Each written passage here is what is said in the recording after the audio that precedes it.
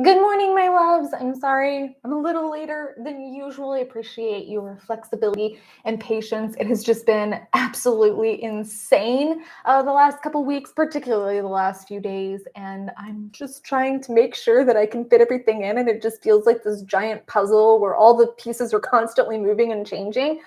So I am a little bit later than usual. I apologize for that, but I'm here and I am really energetic. I'm very excited this morning. I just feel like there's so much positivity in the air. There's so much opportunity right now. There's so much shifting going on. And there's a little part of me that's scared, but there's a bigger part of me that is just yay.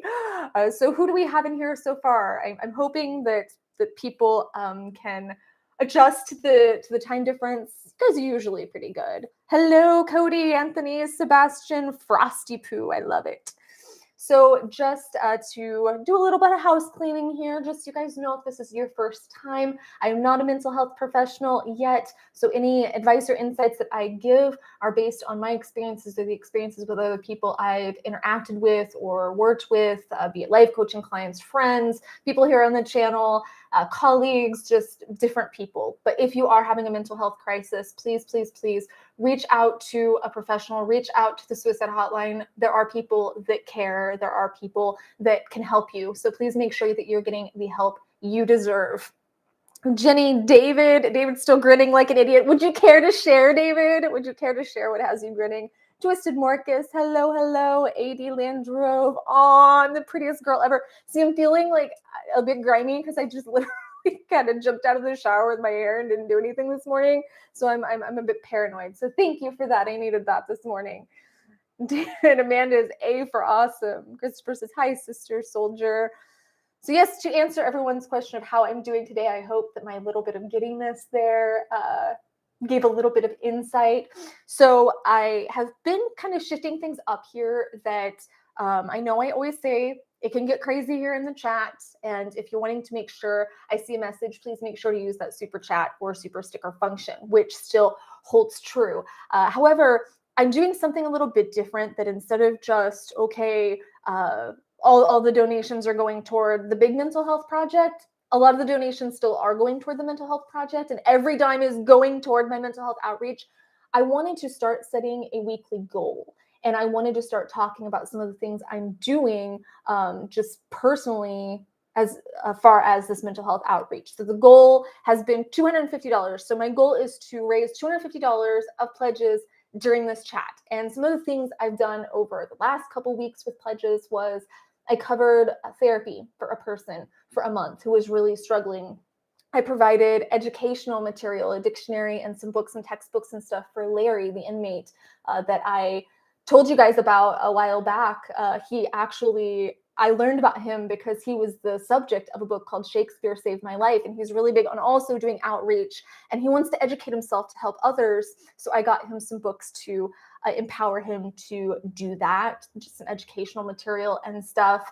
I covered medication costs for two people this month, one with bipolar and the other with schizophrenia, just to be able to make sure that they were getting what they needed because their insurance was failing them and they weren't able to get that. So I just wanted to be able to help. And I'm really wanting to be able to do these things with more consistency. I really want to be able to help people with more consistency and do more outreach with more consistency. But I just wanted to give you guys kind of a taste of where these pledges are going, so you're not just in the dark. So we do have the big project, and that's obviously going to be a huge game changer. But I wanted to start getting back into the little things and sharing that with you. So thank you, Christopher. Thank you so much. Damon says, Amanda got me a shout out from Chad Gray. I just love showing appreciation, and I adore you. You've been such an invaluable part of this community, David, and I appreciate you and love you so much. So I'm glad that that resonated with you. I'm glad that you love it. Aaron's here. Hello. Thank you so much. Oh, Frosty Poo says, been having a bad few days. Finally got back on most of my meds, though. I know that can make a huge difference, and I'm really happy that that you're getting what you need. You know, I've been asked before if I'm anti-medication, and I'm not. I just feel like medications in this country are way overprescribed, and I feel like there's a lot of situations where things can be treated without medication. And I also think that there's this big misconception that you go to therapy and you take medication and that just fixes everything, you know, and that just takes all the pain away. And that's typically not the case. I mean, there are some outliers where that can hold true, but medication and therapy are meant to take the edge off and to make it easier for you to be able to empower yourself and be able to heal yourself. So all medication is supposed to do is really take the edge off and lower the intensity of the symptoms so that you can do the healing work, so that you can be living a lifestyle optimal to your mental health, for optimal mental health. And therapy can give you tools, and therapists can give you insight, professionals can give you insight, but you still have to do the work. There's no magic pill that's just going to make the pain go away. As much as I wish there was, there's just not. And I just wanted to touch a little bit on those misconceptions about therapy and medication. But yes, I think that some people really genuinely need it, and it can really help them. And I obviously, as I was saying, completely support that in any way that I can.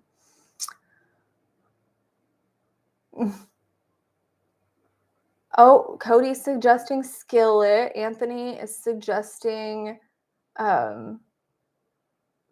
Jenny. You listen to Ferocious Dog, The Hope. Lots of suggestions in here. I'm liking it. Jenny says, I loved your reaction video to Citizen Soldiers. Would anyone care? Thank you. And just a reminder, yes, plenty of us do care. Jenny says, without caffeine, I'm not working at all. And Christopher says, oh, and careful with coffee. Caffeine specifically can exacerbate depression with withdrawal. See, I can't do caffeine because it exacerbates my anxiety symptoms. So I avoid caffeine, and there are mornings where I'm exhausted. And a lot of times that comes from dehydration. If you are hydrating more, it will actually give you energy, which is ironic because a lot of the energy drinks and stuff dehydrate you. So then it makes you more tired, it makes you crash harder, and then it puts you in this cycle of dependency on them, because if you're dehydrated, you're going to be more tired. So it actually kind of creates this cycle of energy deprivation. But I don't judge. Whatever you're doing that is legal, that works for you. But caffeine very much does not resonate with my anxiety. Sorry if everything shook there for a second. I was trying to cross my legs and get cozy, and the whole desk shook.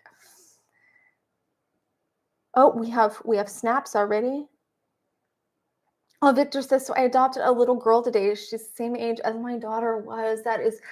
That's huge for her. That's huge for you. And I think that's a beautiful way of being able to continue, you know, sharing your daughter's love and being able to connect with that love you had for her, because that's never going to change, you know. And I think that's a beautiful tribute and a beautiful way to help someone to heal yourself. So yes, David's right. Big snaps for you.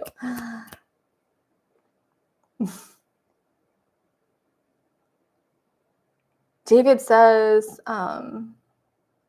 Christopher says, unfortunately for me, my meds aren't helping. They are, in fact, just subdue me. I'm on hydroxine and norepinephrine. Yeah, if they're not, I mean, obviously David's correct. Talk to your doctor about that. But there are some forms of depression that are treatment resistant as far as medications. There's also some disorders just in general that don't respond well to medications. BPD is one of them. BPD is one of the disorders that don't always respond well to medications. I don't know what you may or may not be diagnosed with, or have the potential of being diagnosed with. That's what I'm trying to say. But again, medication isn't the only defense we have against the dark arts. I just had to throw it in there against that darkness and against the depression symptoms. Metal Mark says, I read one person was so addicted to caffeine that they had to give them the caffeine drip during an operation because withdrawal symptoms were so severe. That's scary. That's really scary. Nick says to me, the only song that brings me back to real life without thinking of my wife's death is Floor Jansen, Invincible. I've been getting a lot of suggestions for that one. I think I'll have to dive in just because I haven't had my night wish fix in a while. So I think I'm going to have to dive in here pretty soon. Oh no, Anthony says, sorry, I need to jump out, start getting kitties ready for bed. We'll jump back on if you're still on. I'll be here about an hour, so I'll be hanging out.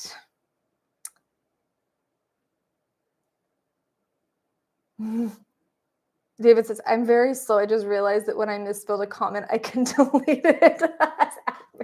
Yes, you can. Hello, Edward. Can only stay a bit. Wanted to say hi and hope all of you are doing great. Well, I'll make sure to do the snaps for you earlier since you can't be here for the whole chat. I'll make sure that I get into the snaps earlier than later for you. Actually, I wanted to share some good news, as always. I always like to share a good news story, so let's dive into that. A group of grandmothers in Zimbabwe is helping the world reimagine mental health care. The friendship bench is inexpensive, easy to replicate, and effective. Could it work here? An estimated 150 million Americans live in areas that lack mental health professionals. In the coming years, the country faces a predicted shortage of up to 30,000 psychiatrists, psychologists, social workers, and other mental health caregivers. More than 60% of psychiatrists are 55 or older and approaching retirement, and right now, there are too few residency spots to train clinicians. In order to meet the scale and intensity of the need, we may need to reimagine mental health care in fundamental ways, something that I promise we are doing here on the channel in more ways than you know. 2 decades ago, a talented young psychiatrist in Zimbabwe named Dixon Chibanda was thinking about strikingly similar challenges in a very different context. His country had an even more extreme shortage of mental health professionals. He was one of only 15 psychiatrists in a country of 16 million people. Chibanda lost a patient, a young woman with a promising career and life ahead of her, to suicide after she was unable to access mental health care in her village and couldn't afford the $15 bus fare to travel 160 miles to see him. After the tragedy, Chibanda decided to devote his career to the vexing question of how to help people who most need mental health care, but who face financial, geographic, or cultural barriers to access. After exploring several ideas for recruiting and training mental health practitioners, Chibanda found that there was, in fact, already a large cohort of experienced, empathetic, respected caregivers who are ready and willing. Grandmothers. Yes, grandmothers. The most important resource that is left in most communities are grandmothers because they are custodians of the local culture and wisdom. Chibanda told a global symposium on reimagining community in 2019. Chibanda worked with the Ministry of Health and Childcare and the University of Zimbabwe to develop a pilot program to train older women in a mode of evidence-based talk therapy known as problem-solving therapy. The aim was to reinforce women's capacity to listen, to make people feel heard and seen, to give patients a feeling of belonging, and to help them gain the confidence to find their own solutions. There's the key, the confidence to find their own solutions. Tell me that this is not awesome, that that's not an awesome idea, because oftentimes also, thank you, Nick, so much. Oh, my daughter's learning to walk again, and she hates her physical therapist. Well, snaps to her for finding the strength to keep trying and for being able to walk again. But when people get older, especially in this country, we tend to just kind of push them aside. We put them in nursing homes, or we just assume that they don't have anything valuable left for us when they have so much wisdom and so much, in many cases, empathy and capacity to make a huge difference. And this is an amazing way to give purpose to the aging while also filling a desperate need, connecting to this niche of need in the mental health care community. So I think that that's awesome, and I hope that they get something like that here. I wanted to read a little bit more about the bench. Okay. From the beginning, the grandmothers shaped the free program. When Chibanda initially proposed calling it the mental health bench, the women balked. They suggested calling it the friendship bench as a way of eliminating shame and stigma. They also advised the use of local idioms and the avoidance of overly clinical language. For example, rather than talk about impression or anxiety, the grandmothers often use the gentler Shona word kufang isisa, which translates as thinking too much. Man, I think I need a grandma that can help me on thinking too much, because I don't know about you guys, but that is something I definitely struggle with is overthinking. My brain never shuts off, so I always have 100 or 1,000 tabs up in there. And I do tend to way overthink things. And actually, one of the signs up here on my wall, because I have a bunch of different motivational signs and stuff. So I have no te bastardes con born dorm, which means don't let the bastards grind you down. I have Mr. Feeney over here, believe in yourself, dream, try, do good. I have was Mike from Breaking Bad. I chose a half measure when I should have gone all the way. I'll never make that mistake again. No more half measures. Happy people don't just shoot their husbands from Elle Woods. Dexter down here, it's okay. Life doesn't have to be perfect. It just has to be lived. And up there I have one from Newt. I can't turn the camera around, but I have one from Newt, from Newt's commander from Fantastic Beasts, that says, my philosophy is that worrying means you have to suffer twice. And I've really, really, really been trying to connect to that, because I have a tendency to freak out about things way in advance, days, weeks, sometimes even months in advance. I'll start getting anxiety if I know something's coming up. And then when it gets to it, obviously it usually isn't nearly as bad as my brain built it up to be. But even if it is, then that means that not only did I suffer through the experience itself, but I've suffered in all the time building up to it. So that's something I'm really trying to remind myself on a daily basis. Just an awesome person. Hello, long time no see.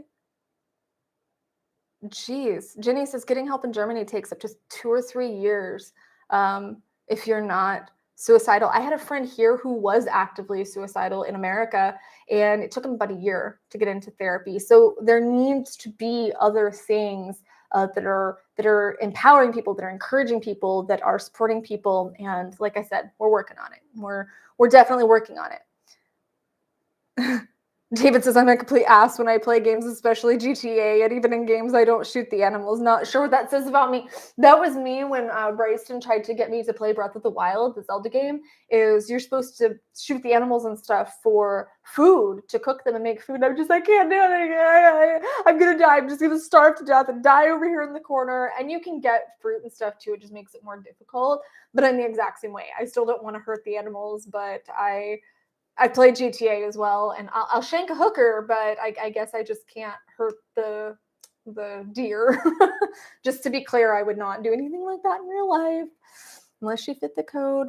Hey, Ben says, hey, man, my foremost inspirational quote on the wall is George Eliot's, it's never too late to become what you might have been. That reminds me, one of Bryson's favorite quotes is, it's never too late to correct a mistake, from Miss Frizzle on the Magic School Bus. How could I forget, by the way, John Kramer, Jigsaw, is up here. It says, how you play the cards you're dealt is all that matters. So took something a bit dark and extracted the light from it. Actually, I learned a lot of things from what I did see of that series. I didn't get super far into the Saw series because it's too graphic for me. I don't enjoy the graphic nature of things like that, but I thought it had a great storyline and great character development from what I saw and what I've heard from what I saw. But yeah, that is on my wall too. So I'm probably one of the few people that have, I guess he's not a serial killer, I was going to say quotes from two serial killers, because Dexter's down here too, but on their wall. But alas, yes. August Dog Gaming says, I actually apologize to the animals in Minecraft when I have to kill one for food. I've talked about this before, but can I get a show of hands in here for how many people will literally grieve the loss of a character in a book or TV show or movie or something? I had this happen a couple times in Breaking Bad. I've had it happen in books. I've had it happen for Handmaid's Tale. There's definitely, if I get into a show enough, and I become emotionally attached to that character, even though I know the person's still alive. Obviously, the actor, actress, or whatever is still alive. In a book, there isn't even an actor, actress. But there are times where I will literally go through a grieving process for this fictional character. Please tell me I'm not the only one, and I'm not just sounding insanely nuts. Okay, I have a show of hands in here. Sam, Ben, okay, whew. August Dog Gaming says, only 2 fictional book characters made me cry. It's a little bit more difficult with books. I've only had that happen one time that I can think of, but TV shows, I absolutely can get incredibly emotionally invested, and I'll end up crying for days over this person. Oh, Matt Martin says, so my messages are not being seen. I see your message. I hope it wasn't for any reason. I'm not seeing deleted messages, so I don't know what was going on, but I saw that one. So yep, I see you. Christopher says, my own quote, one derived from 3 different quotes. Let's see if the pack knows these. There's no such thing as coincidence, only the illusion of coincidence. There's merely providence. That is awesome. I love the connection there. I love the mixture. I love making things our own, right? Just an awesome person says, I'm glad I can catch this live stream. I've been incredibly busy. Renovating my own bathroom has been a lot of stress. I'm going to my girlfriend's this weekend to relax a bit away from the mess. Haha. My relaxing this weekend consists of preparing for some stuff I have to do next week, doctor's appointment, reading 2 chapters of statistics and doing several hours worth of homework for them, reading 2 chapters of research methods, writing a paper and starting another paper and filming for the channel. So I am not going to have a relax. Well, I take that back. I actually find things like that can be incredibly therapeutic and relaxing. Even working, I have to go to work as well tonight, and I find like things like that can be very therapeutic if we let them be. They don't have to be stressful. It's just right now there's a lot that I'm trying to get through, so it's a matter of, okay, I just need to breathe and understand that I have enough time and understand that I have enough strength and remind myself that I'm smart enough. Even if I'm not getting this concept right off the bat, I'll figure it out. I'll find a way to figure it out. It's really been, I've really noticed the necessity for the positive self-talk. For my brain is going, I'm never going to get this. This is insane. This is ridiculous. I went into my last stats class. So I got a 97 on that's my win for the week. So before we start the stat cup, I'm going to give myself some snaps. I had my first statistics exam and I was terrified and I ended up getting a 97. I scored a 97 on it. So snaps for me. I was very proud, but I was doing great. So we just finished the 4th week, right, of 16. So we're a quarter of the way through and I'm thinking, okay, all right, I'm getting this. This isn't so bad. And then I think I've used this analogy before, but you know when you go to an art class and they say, okay, we're just going to make these 2 lines and then we're going to draw this circle and now you're going to shade it in and you perfectly have a horse. I don't have a horse. I have a blob, okay? Well, this last class very much felt like this. I felt like I was being lulled into a false sense of security because up until this class, it's okay. It's a little difficult. Like it's definitely challenging, but I'm grasping it as long as I'm applying it and doing the homework and stuff. I'm grasping it. It's difficult, but I'm grasping it. And then this class, I'm just sitting there staring at her notes on the whiteboard going, I have no clue what's going on right now. I have no idea what any of this is. So hopefully I'll be able to go over the material a little bit more this weekend and have a better understanding. But holy crap, I felt so overwhelmed with information. And at the end of the class, she asked the entire class, so do your brains hurt? And we're all just kind of slowly nodding. She said, good, that's what I wanted. And I'm thinking, you bitch. I just wanted to. Daniel Riley says, I'm a combat vet, served 13 years in active duty infantry army, and my PTSD has been extremely bad lately. Well, thank you for your sacrifice. PTSD, it's something that I deal with, but not in the sense of military. I've never served. I do want to start providing, if this is something that would help you guys, I am connected to, he's a veteran himself, but he also does the veteran outreach and veteran support for one of our congressmen. And I am connected with him and he would like to offer just someone to talk to if you're active or retired military, whatever the case is.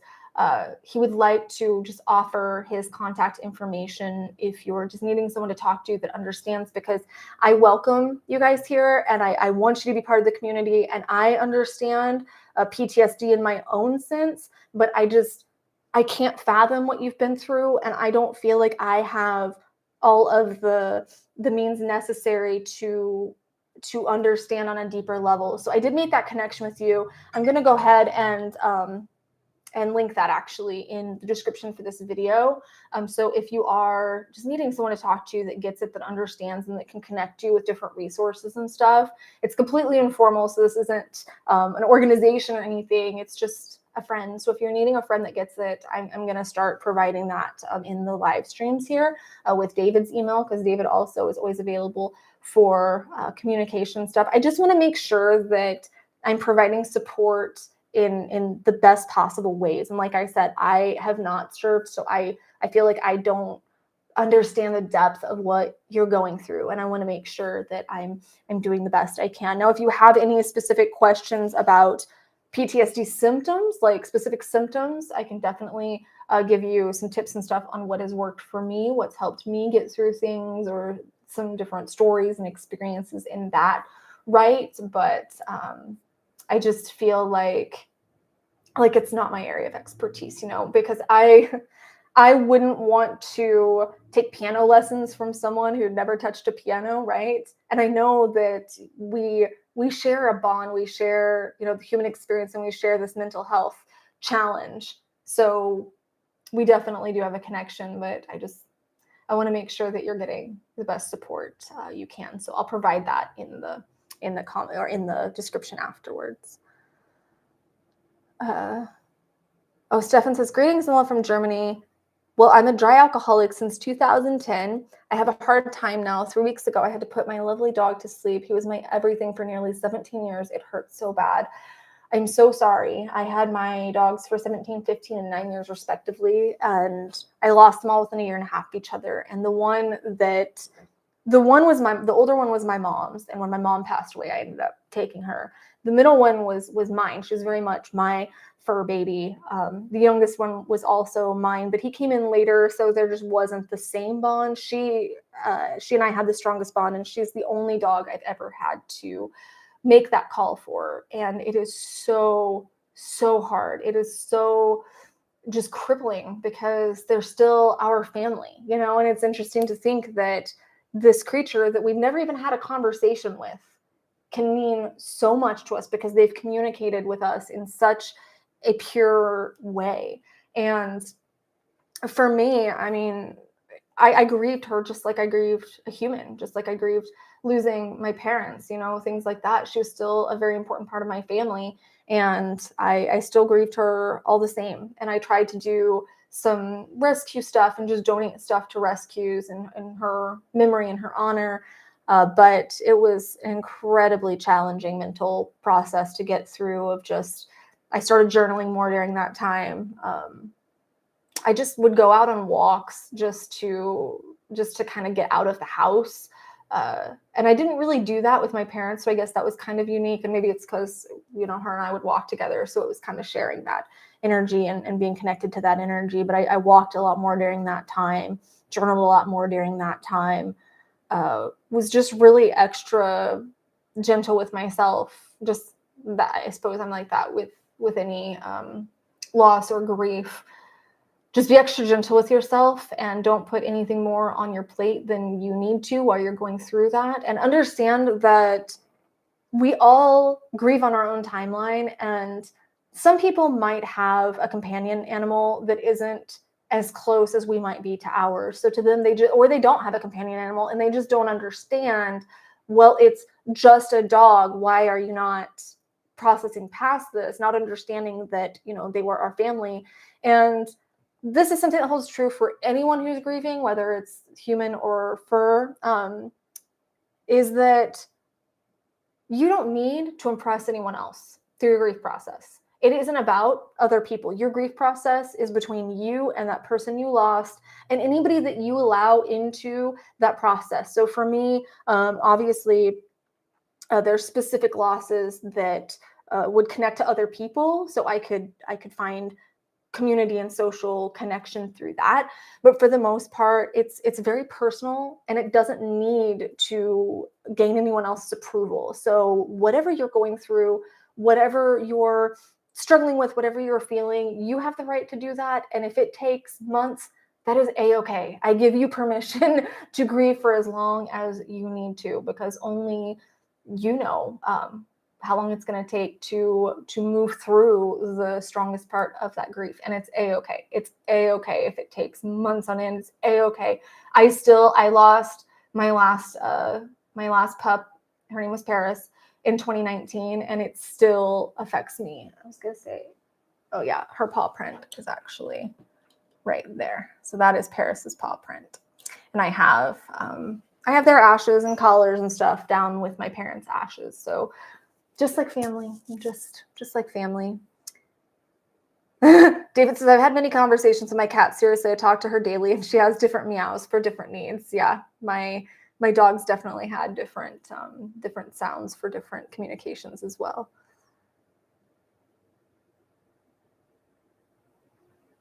Let's do our wins. I don't want to get too sidetracked. I don't know if Edward's still in here, but let's do our wins. As most of you know, that comes with the beautiful little Snap Cup and the beautiful little Snap Cup song that is inspired by Legally Blonde 2, just to get some warm fuzzies in the community, because a lot of us are struggling or we're just stressed out, and it's important to connect as a community and to recognize our wins as individuals. And sometimes those are little and sometimes they are big, but they deserve recognition all the same. So no, Edward, you can't run. Edward's trying to run away because he doesn't want to hear me sing this song, but I'm going to sing it real fast so you can't run. Snap cup time, gather you round, friends and foes together, united and bound. Pass it to your neighbor instead of blowing up, and you'll find harmony and love in a Snap Cup. Thank you, Erin, for the pledge to sing here. Oh, Sam is making snaps. I don't know why that, there we go, why that didn't show. So Jennifer says, I struggle with depression, anxiety. My win is that I got out of bed this morning. You know what? Big snaps for that. There are so many mornings, especially when I was in that very challenging place where I would just lay in bed and go, I don't want to do this. I can't do this. And it's a huge win.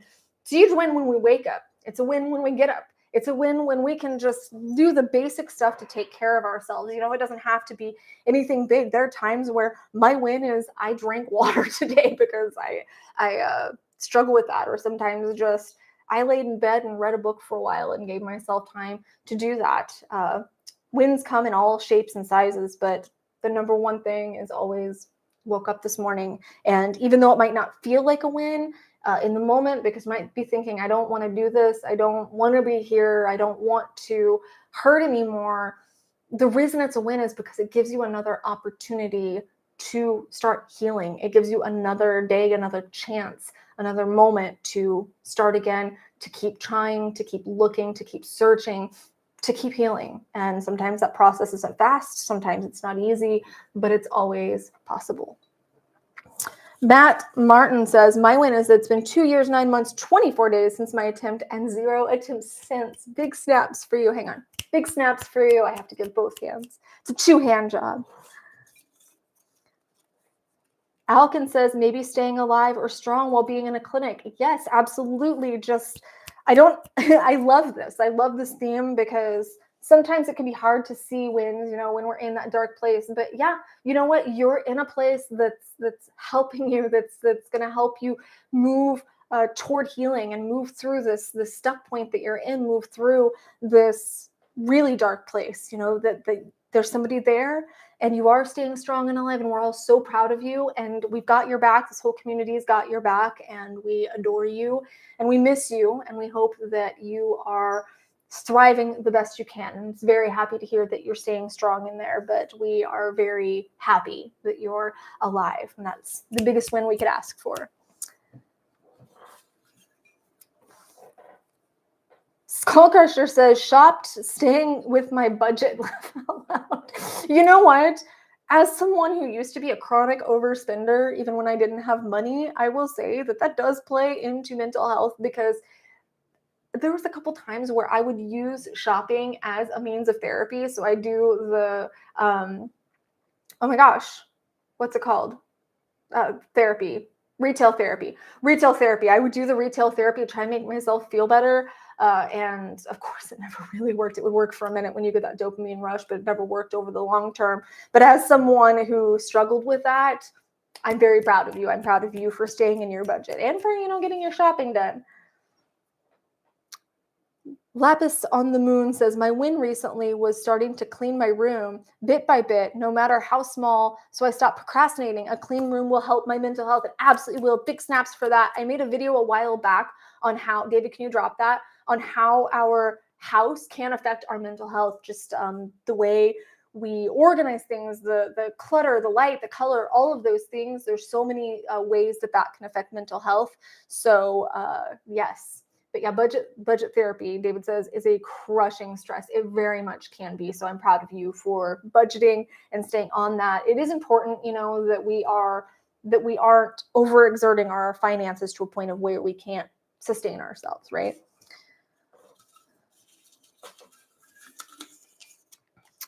Vikar, are you still in here? I think you were in here a minute ago. It says, hello, Amanda. I've been very introverted lately and I just exist day to day. I bought a new pair of shoes and now some people will ask, what's the win? I was in a store and after I don't know how many years, I bought a new pair of shoes. I usually use the protective work boots I get from work, even in my free time.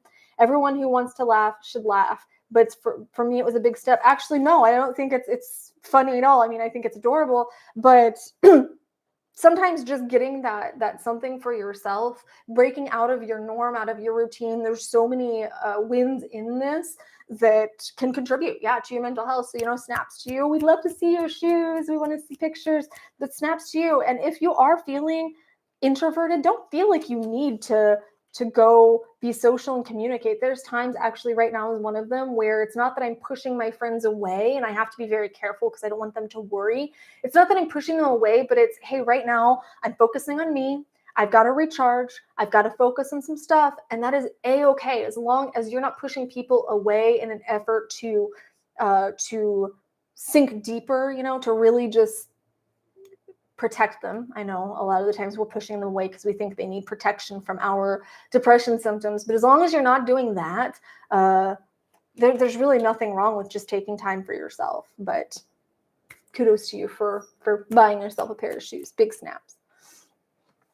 Wolfpack Gaming, I love it. Wolfpack. Oh, I'm a 19-year-old Black man, and I'm a police brutality survivor. When I was 14, when this cop stopped me and immediately started punching and kicking me, all because I'm Black. Well, I'm glad that you are here with us. I'm glad that you survived, and I hope that you are, able to help educate people, on how both ways these parties should be interacting with each other, how police should respond, how anyone, regardless of race, should be acting towards a police officer when they're pulled over. I think that this is something that definitely needs conversation. So keep on sharing your story, keep on talking, keep on educating. I just think that it's important that through this, because we do have, police officers here as well, that through this, we're seeing both sides. We're seeing each individual's story. And I don't know your situation, obviously. And I'm not trying to say that the police officer had any right to do what they did. But there are many police officers that do care and that will help. I've experienced them myself. I actually became really good friends with one after my divorce because he just saw that I was really, really emotional and ended up offering me, he was a hairstylist on the side, and ended up offering me a free color, which I don't know. I know you guys probably don't understand. All the guys in the chat don't understand this, but that's really expensive first and foremost. But he just came over and talked to me because I was really upset. I've seen cops do great things. I've seen cops do terrible things. I've seen people of all colors be a-holes. I've seen people of all colors be wonderful human beings. So I think it's amazing that you're using your survivor story, that you don't see yourself as a victim, that you see yourself as a survivor, and you're going to use that. I know you will, for the greater good and to help move this conversation in the right way. My point in saying that was just, as we do outreach in these fields, it's very important that we're not blanket villainizing the other side. So, for example, if you're doing outreach for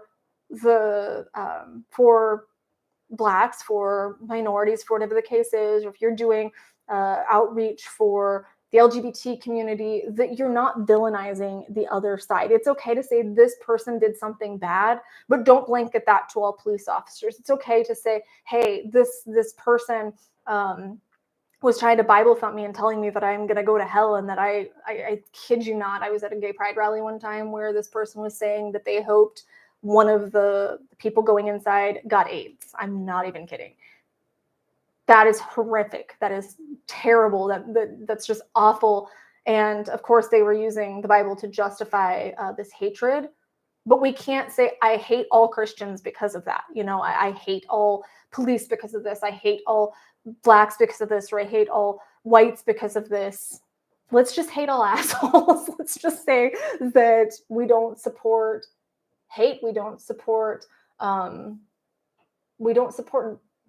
people who are judging without knowing us. We don't support brutality. We don't support those things. Let's not support the actions instead of not supporting the group. Does that make sense? I hope I didn't just go on a political rant and upset everyone, because I don't ever want to push people away because of their political or religious affiliations or beliefs, because I think it's important that we have dialogue between sides. And on many things, I have this blessing / curse of being able to see both sides, you know. So I was going to get stuck in the middle of the crossfire on many of the big social issues, because I really want to listen to both sides and hear what's going on, and be able to maybe help come up with middle grounds and solutions and things like that. But welcome. I'm glad that you are here. Les Madsen says, if you have semi-good grades, there are tons of places where you can get into foreign education if you would worth looking into Scandinavian universities. I'm not sure. I feel like they were responding to something that I missed. Oh, thank you, Jenny. Thank you so much. Yes, Danielle's right. There is a big difference between being religious and being spiritual. Absolutely. Benim says, merch idea, mugs and t-shirts reading, let's just hate all the assholes. Don't tempt me. I will go make one. I will go design one. I haven't seen anybody in the merch in a while. I haven't seen any pictures of you guys sporting the merch. I think you guys need to send me some pictures. I did actually, I don't know how many of you saw, I actually did design a new shirt. So make sure to own a new design. It's on shirts and stickers and mugs and stuff. So make sure to check that out. Just let's talk about it to encourage conversation, because I always say that that's the biggest part of shattering the mental health stigma, is just being able to talk about it. Jake Smith says, I started practicing gratitude lately, and I focused on 5 things I'm grateful for. Roof over my head. I have a job, 2 to be exact.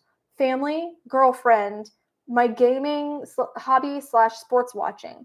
What I've done was find many ways to post them, even go as far as setting reminders on my Alexa Echo device to remind me every day when life tries to throw obstacles at me. That's beautiful. Snaps for you. I also have a daily gratitude practice. And actually, Chad, when he did the shout out for David, was also talking about how he incorporates, Chad Gray from Medvein was talking about how he incorporates gratitude into his daily practice. So it's a huge thing. And in the beginning, I mean, it's fairly easy to say, okay, I'm grateful for my house. I'm grateful for my family. And that's a great place to start. But it starts to get more challenging as time goes on, and all of those kind of core things, we have to expand out from it. So now I try to find things that I'm grateful for in each day, either that happen or that I made happen, or I'll go and do something like walk barefoot in the grass for 10 minutes, you know, and just have that grounding and that connection. And I'm grateful for that moment, for that opportunity, and for that calming effect. So there's many ways to practice gratitude. Actually, there's a whole gratitude section in my Happiness Boost course that has my whole entire gratitude list broken down into sections. So here's my gratitude with friends, here's my gratitude with nature, here's my gratitude with my experiences. And I have this, let's say it's 8-page gratitude list that you guys get to read through. It's very personal, my gratitude list. And then I have hundreds of prompts for you to then find those things after you get past the basic things, the foundation of things that we're grateful for. Thank you so much, Mark. Thank you so much. I appreciate it. I appreciate all these pledges. I just, like I said, I want to be able to expand the outreach and help more people. And there's so many people that need our help. And I don't want to, donate to organizations and stuff. I want to help individuals and people. And just so you guys know, I do verify these needs. I don't just give people money. I do verify these needs. For example, with the medications, I was able to call the pharmacy and pay through the pharmacy for those medications. So it's not, I'm just sending random strangers money or anything like that. I very much do validate these things, but I appreciate so much that you are empowering me to be able to help more people and expand this community in so many ways. We have so much opportunity and so much power to make a huge difference in this world. And I really want to do that.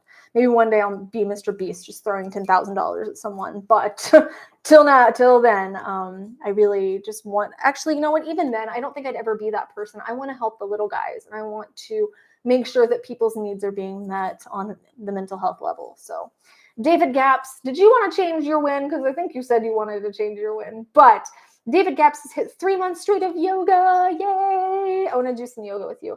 Even with my crappy knee. Biggest win, my friend may be struggling, but he is still fighting. Well, snaps to you for making 3 months into yoga. I can tell you at the end of, well, even if you incorporate every day, I did that year. So at the end of the year, so I felt so empowered by that.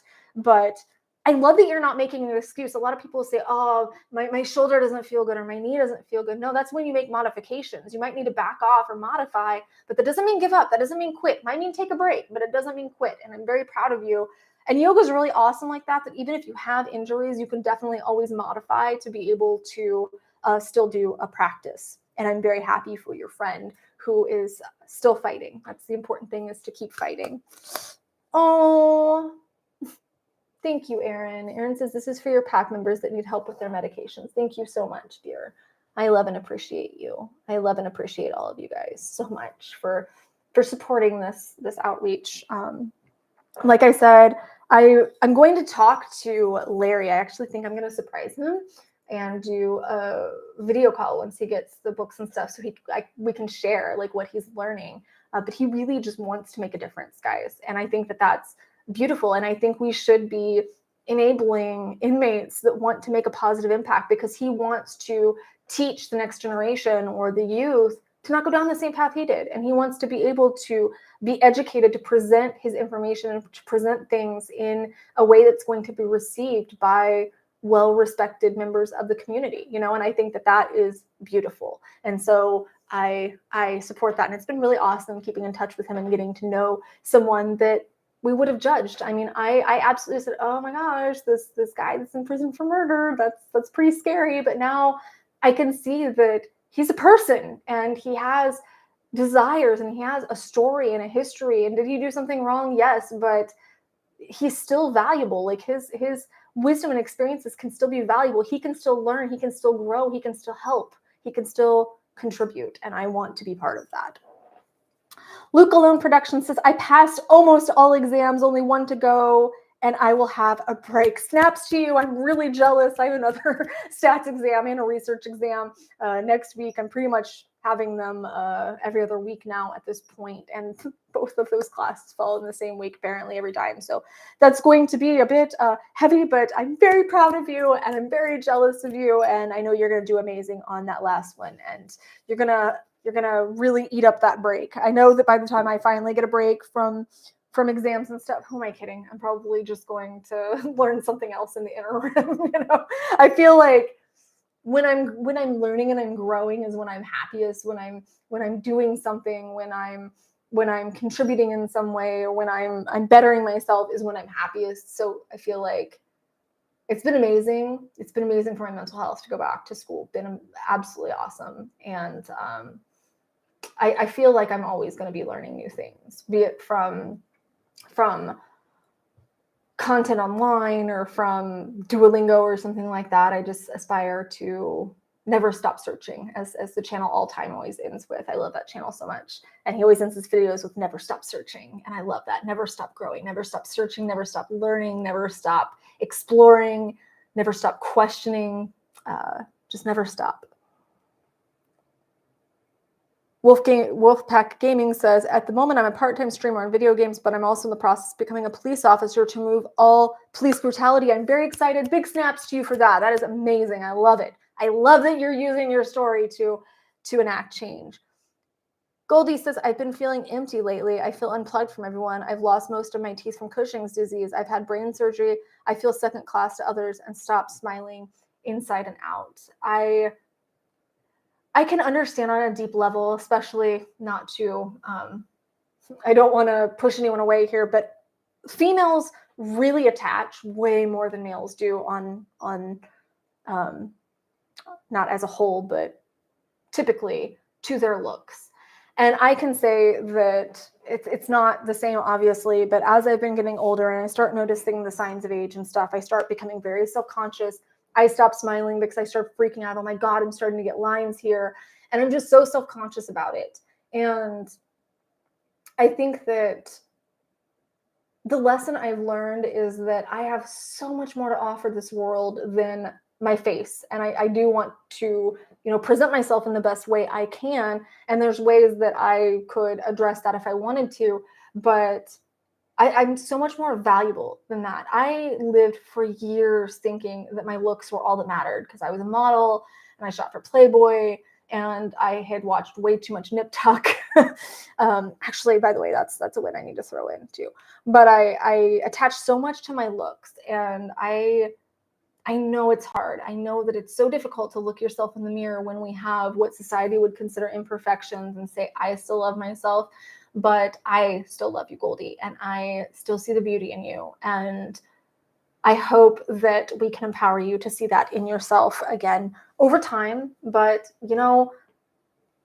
it does, when we age, when we lose a part of our physical appearance, it's still a grieving process. And you are completely within your rights to grieve, the loss of that part of yourself or the loss of that part of your appearance, because you want to present yourself to the world in a certain way. And that's completely okay to go through that grieving process. It's completely natural to be frustrated about the change, to be frustrated that this thing that you want isn't there. And there are options. I know someone else that lived with that, and there are definitely options to look into to combat those physical not symptoms. What's the word I'm looking for, guys? Those physical things that come with diseases like that. There are definitely ways to address that, and I hope that you can connect with some of those. If you need some direction or anything like that, please let us know. Wilbur says, been sober for 2 years. I feel great because I can see everything and my family. Snaps to Wilbur. In case I didn't give snaps to Goldie, snaps to Goldie for still being able to fight through that insecurity, that fear, that struggle with self-esteem. I know it can be very challenging. I've struggled a lot. I used to be bullied. I used to be ridiculed a lot, belittled. I lived in a world for years and years and years where I wasn't good enough. Nothing I did could please the people around me. I was never pretty enough. I was never skinny enough. I never had big enough boobs. I never had the right hair. I never wore the right clothes. And I was bullied relentlessly for a lot of it. And I finally had, I had the Elwood's bunny in the bunny costume moment, the Elwood's in the bunny costume moment, where I just realized when I got the clothes and I grew into my body and I had what most would consider reasonably attractive looks, when I grew into those things, I still wasn't good enough for them because it had nothing to do with my clothes. It had nothing to do with my hair or my weight or my boobs or any of that. It had nothing to do with any of that. These people were insecure and they're projecting it. And I had that Elwood's in the bunny costume moment, realizing I'm never going to be good enough for you. Why am I still trying? I need to show the world how valuable I can be. I need to show the world what I can do. I need to show the world who I am, and screw all of you. So Goldie says, I'll never be able to afford to get teeth. I've tried clinics. It's still thousands of dollars. If there's any resources I'm aware of, please let me know. Goldie, if you can email me, I think I do know of a couple of resources. So my email is in my video descriptions, and I will double check on those for you. David says, thank you so much for sharing, Goldie. You're not alone, and your story makes it easier for others to open up and seek help and love. Absolutely. I appreciate every single one of you that comes in here and opens up. I know that it's not always easy, and I know that we're conditioned to, conceal, don't feel, as Elsa would say. For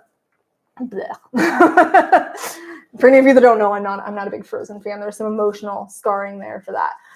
But really, we're conditioned to conceal, don't feel, and just by having this stream, we're changing that. We are literally changing the narrative. We're changing the dialogue. We're changing the way people look at mental health, and we're saying it's okay. It's okay to speak about it publicly. It's okay to speak about it with strangers. It's okay to speak about it in a community. It's okay to speak about it however we want to speak about it, however we feel comfortable. It's completely normal and natural and should be part of everyday conversation. So I think that you are all so incredibly amazing, and I'm so appreciative that you have opened up in this way, that you're pledging and you're supporting, that you're sharing and you're opening up. This community is more than I ever could have dreamed of it being, and I'm just kind of in shock. Every time I log in one of these streams, every time I make a video and I get to read through the comments, I often have this sense of shock of just, wow, we've come so far. We've really grown and we've really flourished, and I can't wait to see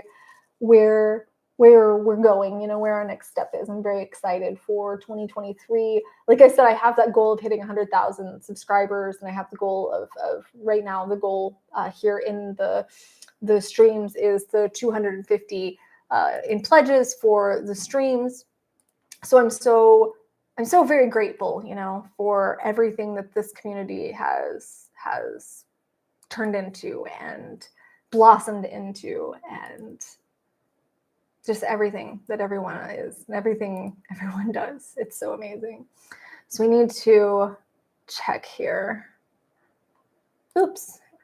I finally found the way to check to see where we're at for the goals. Just takes me a second and a little bit of mathing. But I want to check and see where we're at before we log out.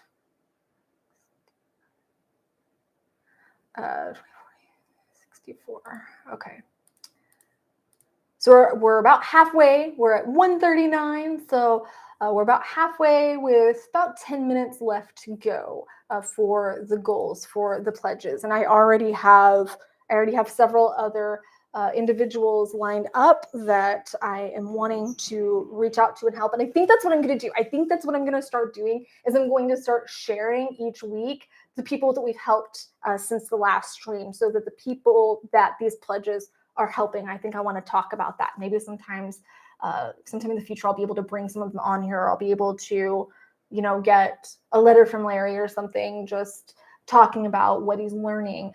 But I want to be able to start incorporating that more. So like I said, thank you guys so much for pledging and for supporting this goal and enabling me to support people and help people. It's been really fulfilling, and it's been a wonderful way to offset the craziness of everything else going on physically and mentally right now in my life.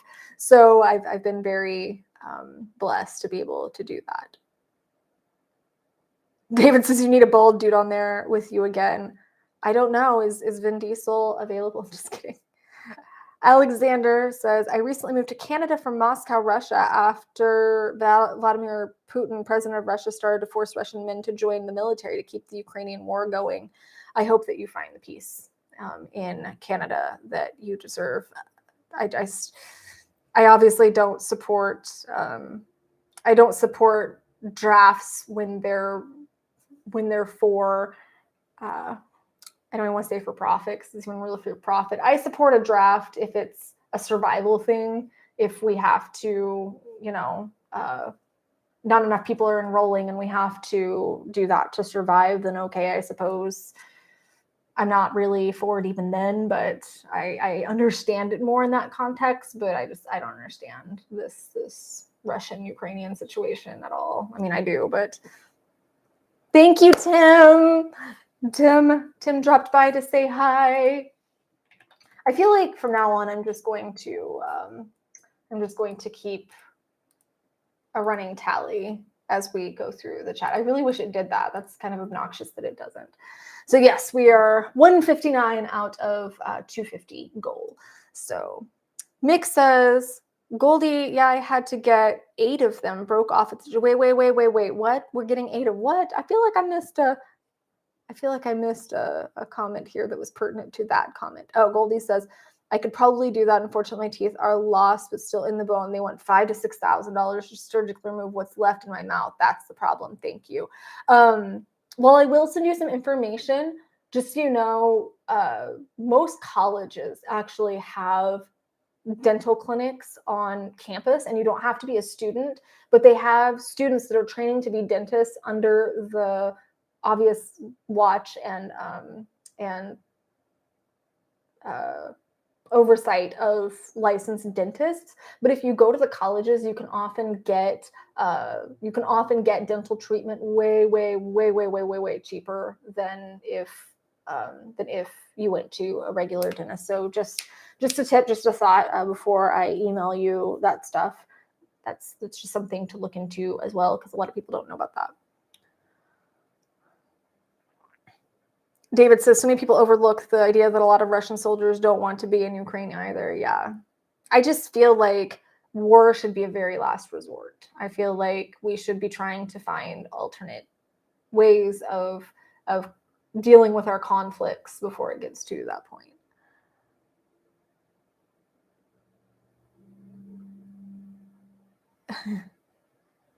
Sam says, the Russian-Ukrainian war seems like the second Cold War. You know, I make it a point not to follow the news because it drags me down, and I don't feel like I'm being informed, simply because I feel like even less informed, actually, because now I'm being fed the narrative that these specific people want me to follow. And I feel like I'm not getting the full picture. So now I feel like I'm getting half a story, and that's not being informed either. So I avoid it, A, for my mental health, and B, because I don't feel like there's any news outlets at this point that are just really honestly reporting the news and that's it, that don't have some kind of motive. So I don't watch the news, but I'm really appreciating that right now, because I would rather hear from the people that it affects. If I'm going to hear about the war, I'd rather hear about the people it's affecting and how I can help and what we can do, either myself as an individual or us as a community. What can we do to support and help? That's what I want to know. I don't want to watch the news and hear the numbers and all of that. I want to know, okay, there's this war going on that's tragic. How can we help? That's all I need to know. That's the only information I need. Metal Mark says most wars have been fought over resources through history. Resources and religion and money. Yep. Mick says no one wants peace more than the person on the front line. That's probably the best line I've ever heard, ever. Aaron, are you sneaking in here on stream? Aaron's being creeper. You don't have your Dahmer glasses this time. He's not quite as creepy without the Jeffrey Dahmer glasses. Oh, literally, as David says, where's Aaron? I haven't seen his head pop in the door. Oh, that's what happened. Aaron was popping his head in the door to respond to David here. Feels like we're missing something. Well, I'm glad that this could be complete now. I'm glad that we could make your day complete, because, you know, Chad Gray wasn't enough. You need to see my boyfriend too. Weirdo.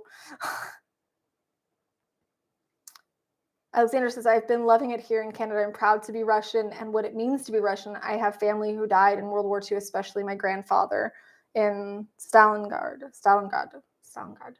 I ruin everything foreign. I'm sorry. If it's not French or English, I'm probably going to butcher it. I apologize for that. But Aaron says, I'm only a little creepy.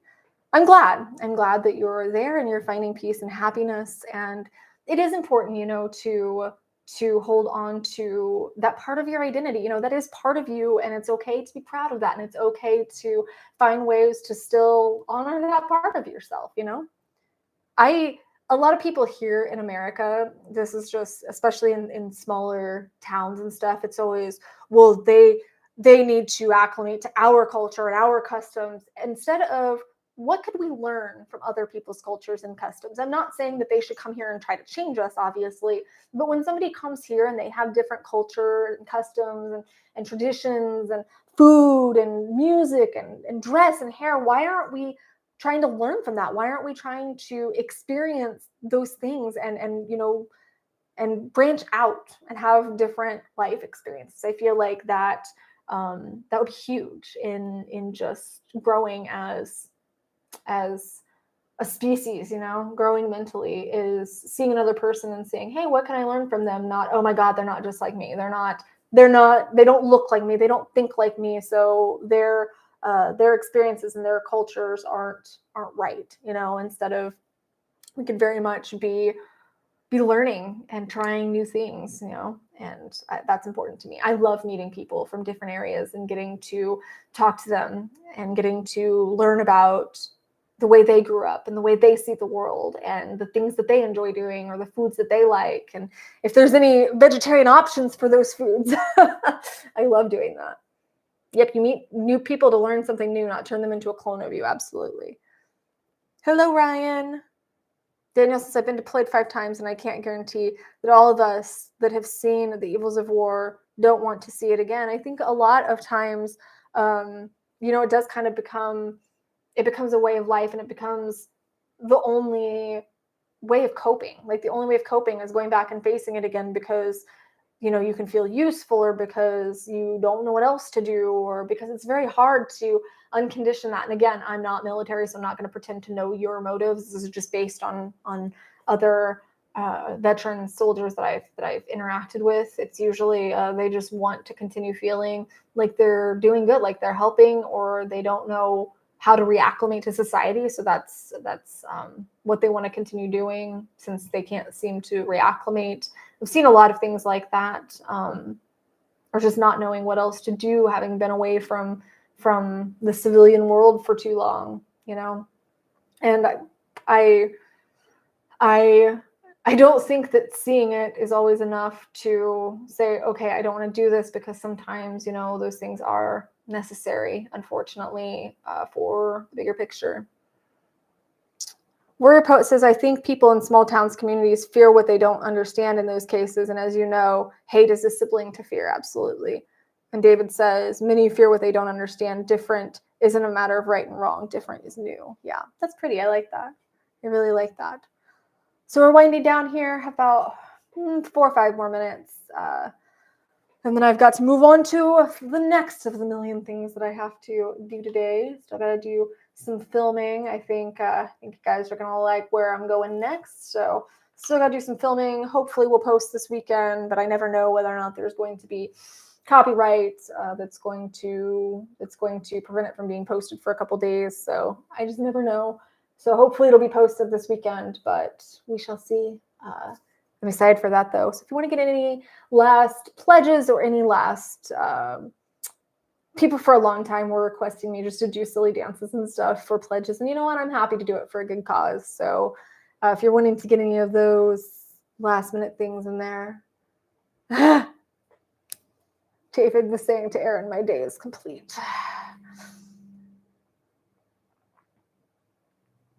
Mick was saying to Daniel, 3 deployments, and I agree with that statement 100%.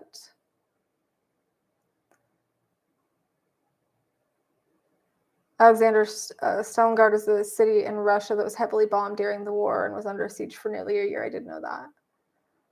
Metal Mark 12, people are clannish by nature. I knew that, by the way, Alexander. I'm terrible at pronouncing things oftentimes.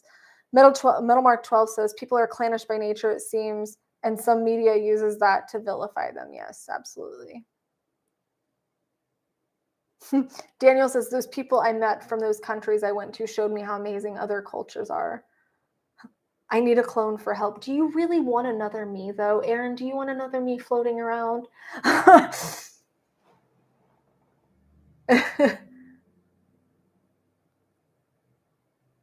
Goldie says, thanks for listening to me today and the support. Just because, thank you, Ben. Thank you so much. I appreciate it. So we're 164. So we're over halfway there. We're over halfway there with 2 minutes to go. 2 minutes to spare. I know there's some new people in here, by the way.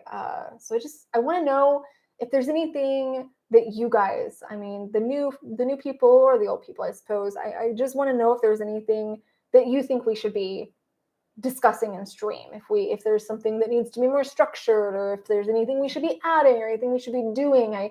Like I said, I'm focusing on being able to do more outreach and stuff and talk to you guys about that. The Snap Cup's never going away. Sorry, Edward. The Snap Cup is never, ever, ever going away, because I just think it's a beautiful way for us to share and for us to communicate and for us to be able to remind each other of our own strength and of our own wins, even on the dark days. You know, that even though things can be dark, there's still things to be grateful for or to smile about. And I really encourage you guys, just as a tip for this coming week or this coming 2 weeks, I want you to look for the little things.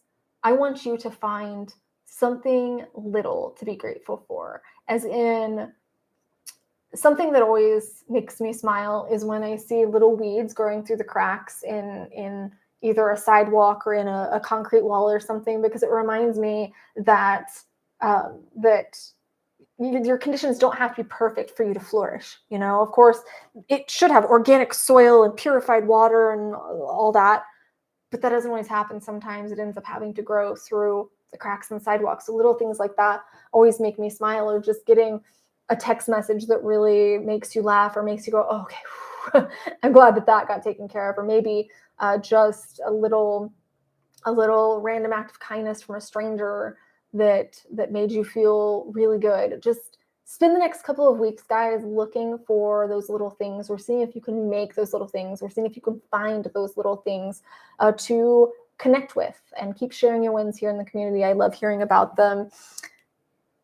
What the heck are you guys talking about over here? I look away for 2 seconds and now we're talking about laugh tracks. Like, what is going on?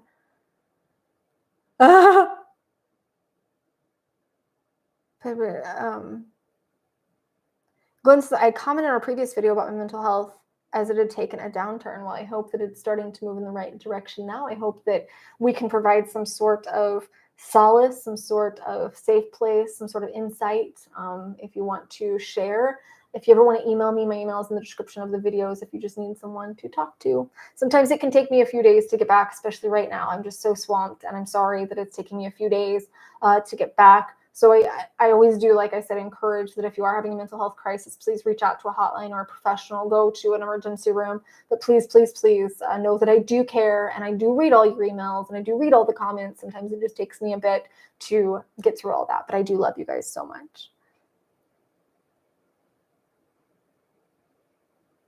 Erin says part of the fun laugh track is she gives death stare at me. Something came. Oh, David says you need a laugh track, and Erin says she hates laugh tracks. No, I really just hate Big Bang Theory. Really just despise that show. I don't know why.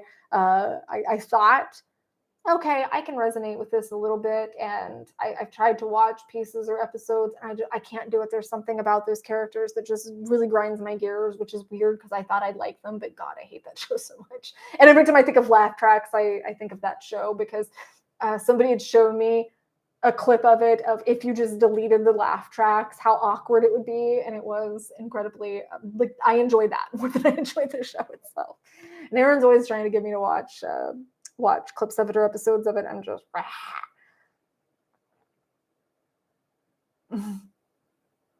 Glenn says, I ended up in a psychiatric ward, but I managed to get out to my relief. Haha, I'm on my meds, taking them every day. At last, it was a breakthrough in my meds. I stopped taking them stupidly. It's not stupid. It's that it's a really weird cycle, because when you're on, I see it all the time, when somebody's on medication, they start moving in the right direction. Then they think, oh, well, I don't need the medication anymore because I'm doing well, not realizing that it's the medication that's kind of got them there.